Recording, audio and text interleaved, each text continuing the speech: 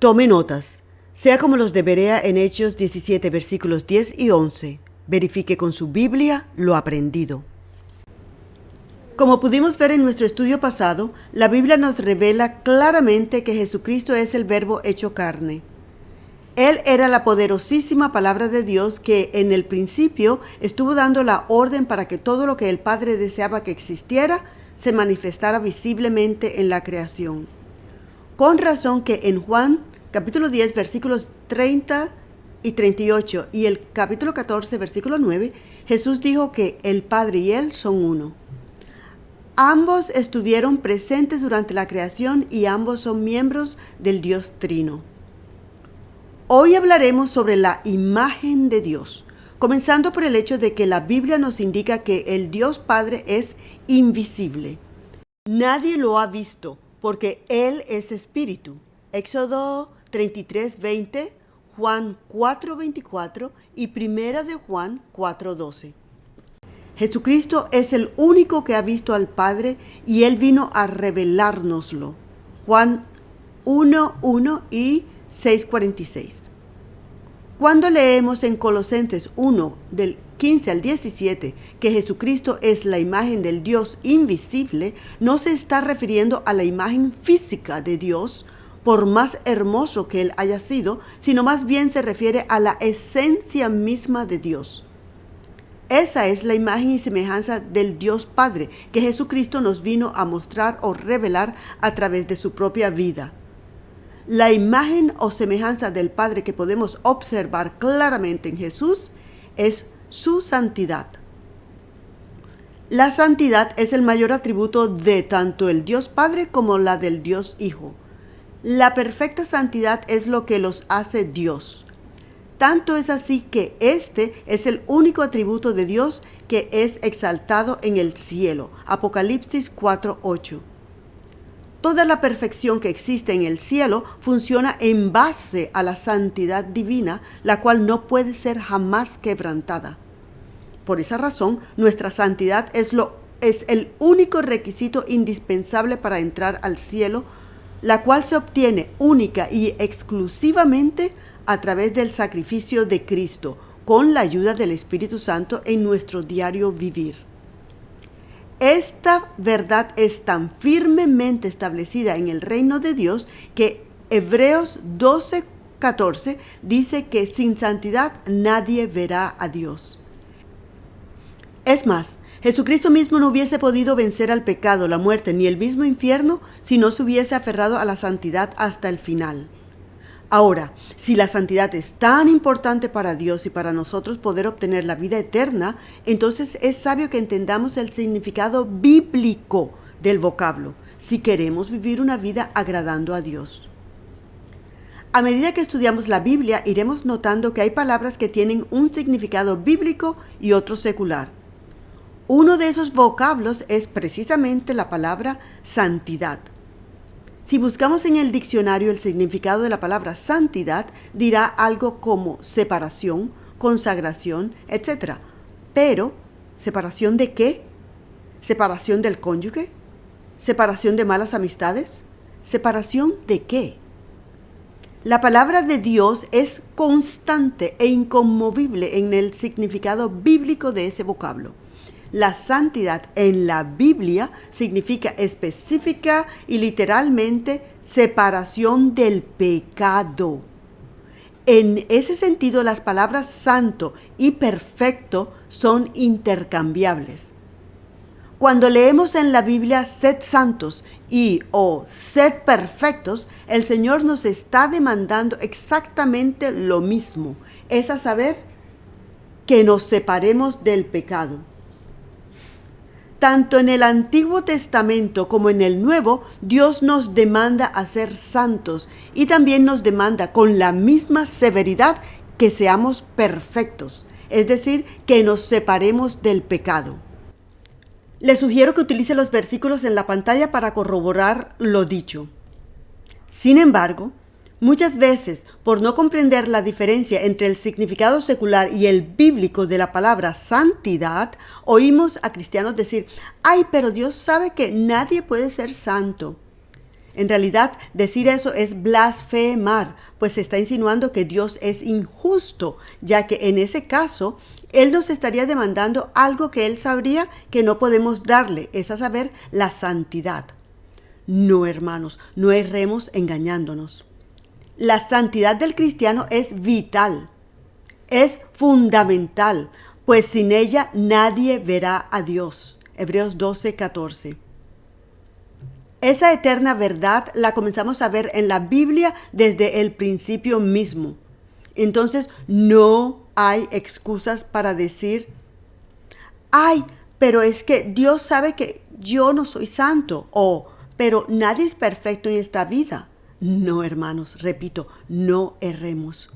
Dios nos dejó su palabra y su Santo Espíritu para ayudarnos a permanecer viviendo en Él, es decir, a permanecer en el camino de santidad en el que somos colocados cuando aceptamos a Jesucristo como nuestro Señor y Salvador. Para estar claros, la Biblia nos enseña que la santificación sucede en dos fases diferentes. Ellas son la santificación inicial y el proceso de santificación. Analicemos estas dos fases, comenzando con la santificación inicial. En el momento en que aceptamos a Jesucristo como nuestro Señor y Salvador, Él nos saca o separa espiritualmente del mundo de tinieblas, es decir, del mundo de pecado en que vivíamos, y nos traslada a su luz admirable. Esa es la santificación inicial, lo cual es un don de Dios. Lo único que nosotros hacemos es aceptarlo, y Él nos coloca en el camino de santidad, también conocido en la Biblia como el camino estrecho. A esa santificación inicial le sigue el proceso de santificación. Ese proceso se refiere a nuestra santificación diaria, el cual es nuestra propia responsabilidad. En otras palabras, es nuestra responsabilidad permanecer en el camino de santidad en el que el Señor nos coloca cuando le aceptamos. Pero no podemos permanecer con nuestras propias fuerzas. Por eso el Señor nos dejó dos ayudas poderosísimas.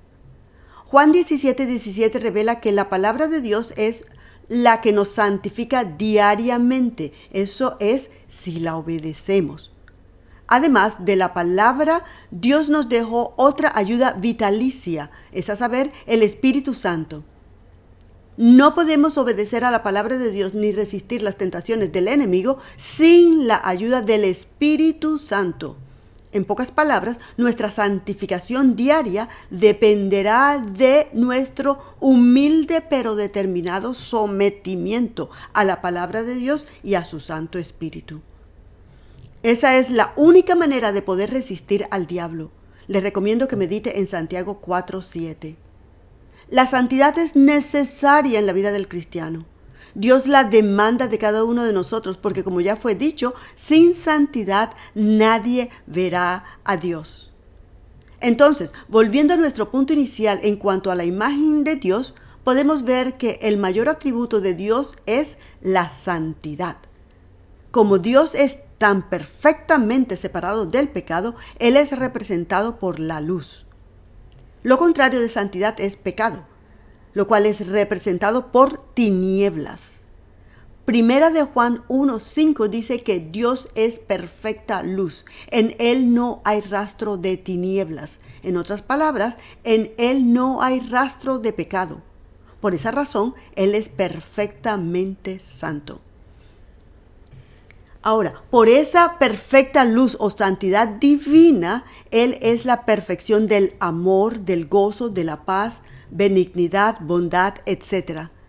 El punto aquí es que esa perfección de carácter basada en su perfecta santidad es la imagen de Dios que en todo momento se reflejó a través de Jesucristo. Esa es la imagen y semejanza a la cual se refiere Colosenses 1:15 al decir que Jesucristo es la imagen del Dios invisible. Jesucristo es la imagen de la perfección de santidad y carácter divino. Con esto terminamos nuestro estudio sobre la imagen de Dios. Sin embargo, no quiero terminar este video sin antes aclarar los otros conceptos utilizados en Colosenses 1:15, que también tienden a confundir a los cristianos. Veamos primero el concepto de la primogenitura de Cristo. Colosenses 1:15 dice también que Jesucristo es el primogénito de toda la creación. La palabra primogénito significa el primero en nacer. ¿Quiere decir este versículo que Jesucristo fue el primer hijo entre todas las criaturas? Por supuesto que no. No tendría sentido decir que la imagen de Dios es el primer hijo de entre todas las criaturas. Permítame explicarme. En la Biblia, la palabra primogénito también significa el primero, ya sea en el tiempo, lugar, orden o importancia. También significa jefe, el mejor, el de mayor rango, superior, supremo. Por ejemplo, en el Salmo 89 del 20 al 27, con referencia a David, el Señor le dice: yo también le pondré por primogénito, alto sobre los reyes de la tierra. Claramente, el mismo Señor está dándonos su significado de primogénito, en este caso, alto sobre los reyes. En otras palabras, superior, el de mayor jerarquía entre todos los reyes de la tierra. Colosenses 1:18 dice que Jesucristo es el principio, el primogénito de los muertos, para que en todo tenga el primado o preeminencia. Ver también Apocalipsis 1:5. Obviamente, el versículo no significa que Jesucristo fue el primer ser humano o el primer hijo mayor que murió. La palabra primogenitura en este versículo se refiere a rango, eminencia o importancia. El versículo está diciendo que Jesucristo es el más importante, el principal entre las personas, incluyendo entre todas las personas que jamás hayan muerto. Él tiene la primacía o superioridad en todo, incluso en la muerte. Vea Apocalipsis 1:18. Hebreos 12:23 erradica todo rastro de dudas sobre los sinónimos de la palabra primogénito. El versículo habla de la congregación de los primogénitos que están alistados en los cielos. Si la palabra primogénito solo se refiere a los primerizos de las familias, entonces el versículo estaría diciendo que solo los hijos mayores, los primeros en nacer, han entrado en el cielo, lo cual es absurdo. Hebreos 12:23 se refiere a los primeros en alcanzar el cielo después de Cristo, pero antes de nosotros. Entonces podemos ver que la palabra primogénito no solo significa el primero en nacer o el primero, también se refiere a un rango eminente o superior al más importante, al supremo, al principal. La otra palabra en Colosenses 1:15 que es necesario que entendamos correctamente es la palabra traducida como criatura.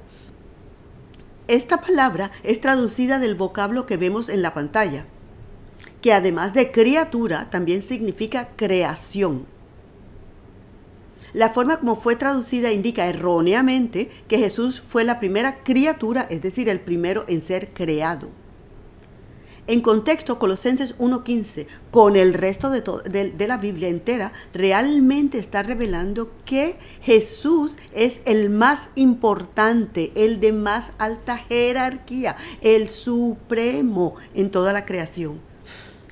Colosenses 1:16 y 17 continúa explicando el por qué Jesucristo tiene la preeminencia, el más alto rango o supremacía en la creación. Porque por Él fueron creadas todas las cosas que están en los cielos y que están en la tierra, tanto las cosas visibles como las invisibles, sean tronos, sean dominios, sean principados, sean potestades. Todo fue creado por Él y para Él. Y Él es antes de todas las cosas, y por Él todas las cosas subsisten. Si Él hubiese sido tan solo un buen hombre, como dicen algunas religiones, ¿cómo podría un simple ser mortal, como algunos le consideran, comenzar la raza humana y el resto de todo lo que existe? No tendría sentido.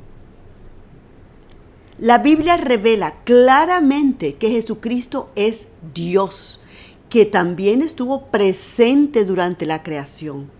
No solo eso, sino que además Él existe antes de todas las cosas y por Él todas las cosas subsisten y todo fue creado por Él y para Él.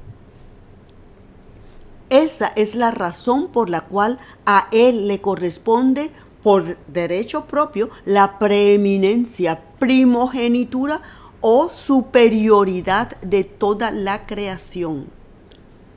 Cuando leemos en Colosenses 1:17 que Jesucristo existe antes de todas las cosas, nos está corroborando una vez más la preexistencia de Cristo.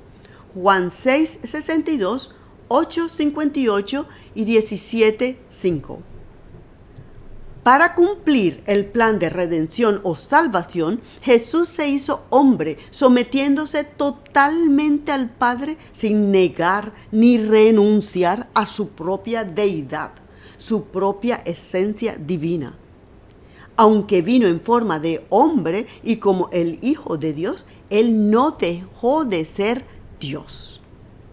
Cuando vino a esta tierra en forma de hombre, en Él continuó habitando la plenitud de la divinidad corporalmente. Colosenses 2:9. En otras palabras, aunque tenía un cuerpo físico con la apariencia de un ser humano, realmente Él era Dios en persona o la personificación de Dios, como su nombre Emmanuel lo anuncia, que vino, entre otras cosas, a revelarnos la imagen del Dios Padre.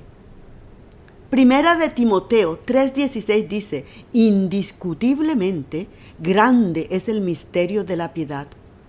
Dios fue manifestado en carne, justificado en el Espíritu, visto de los ángeles, predicado de los gentiles, creído en el mundo y recibido arriba en gloria.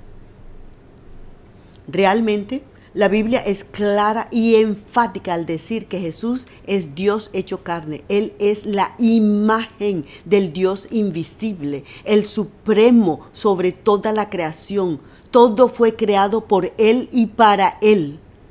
Él es antes de todas las cosas y por Él todas las cosas subsisten. ¿Qué más se puede agregar sino aleluya, amén? Con esto dicho, terminamos el tema de hoy. No se pierda el próximo estudio. Hasta entonces, bendiciones.